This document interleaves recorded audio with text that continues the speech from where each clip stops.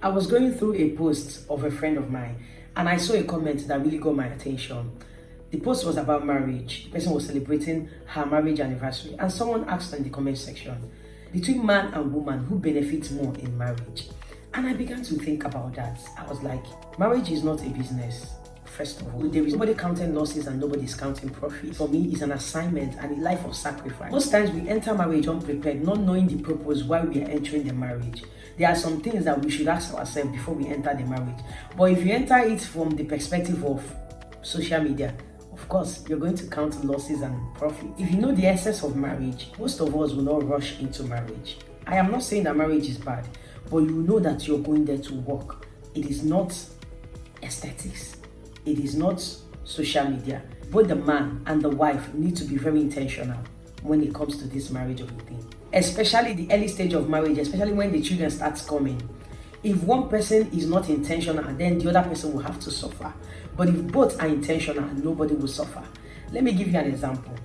My mom told me when she was still having children that her job was just to carry the pregnancy. When she puts to bed, that the rest of the job is for my dad. Not like they talked about it or they shared it, like that was just how they rolled. My dad will always be the one carrying the baby, except when the baby start crying, he will now wake my mom up to breastfeed the baby.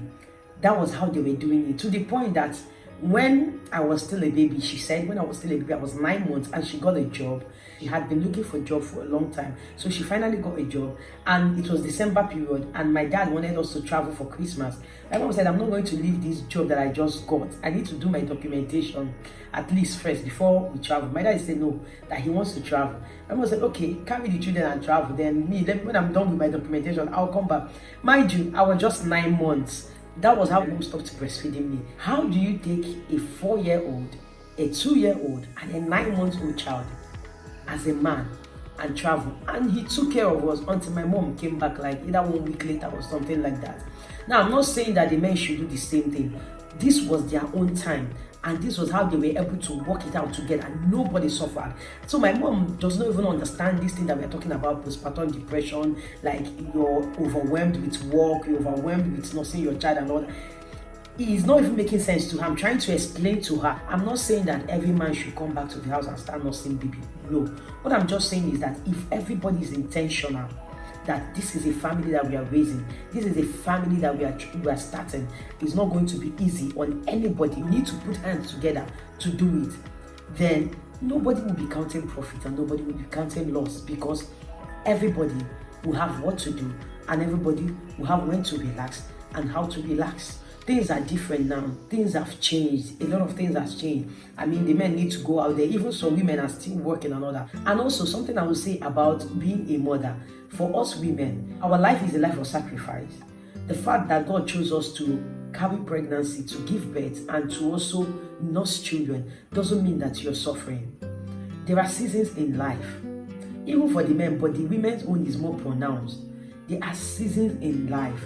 As a woman, there is a season that you have to get pregnant, that you have to give birth, that you have to just be and nurse. Don't think that you're losing out on a whole lot of things. Don't think that you're the loser. Raising your child, carrying that child, nursing that child is an assignment. It's part of your purpose. It's part of what God has entrusted you. That is why God gave you womb, but He didn't give your husband a womb. So don't think that you're losing out on a lot of things. Don't think that you're the one running losses. They are seasons. Don't think that everybody has gone ahead of me and all. No. See that still service unto the Lord, and not that you're losing out. Do it with a heart full of gratitude. I understand the fact that there are some men that don't help out and they might not want maybe to get help for you or something like that. Still do it unto the Lord. It's a season. It will pass. Your child will not always be 1 year every day. Someday that child will be 15. That child will be independent. God is using it to raise you as a mother, to raise you, to be a nurturer, not just to your children, but to the people that come around you. That comment came from a woman, and it was a first-time mom, because she felt that she's losing out on a lot of things and all that, and she thinks that she's the one losing in the marriage. Marriage is not about buying and selling. It's not about profit and loss. No, it's partnership. It's an assignment. You guys need to put hands together and do it together.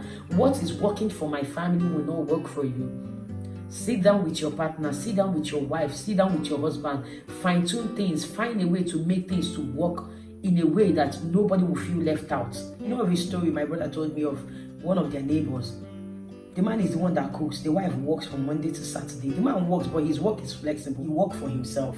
And the wife works in a supermarket. So she works from Monday to Saturday. The man loves to cook. He's the one that cooks. So he will go do his duty, enter the market, come back and prepare something. And nobody is hearing their voice. That is the way it's working for them. That doesn't mean that everybody should follow that route. No.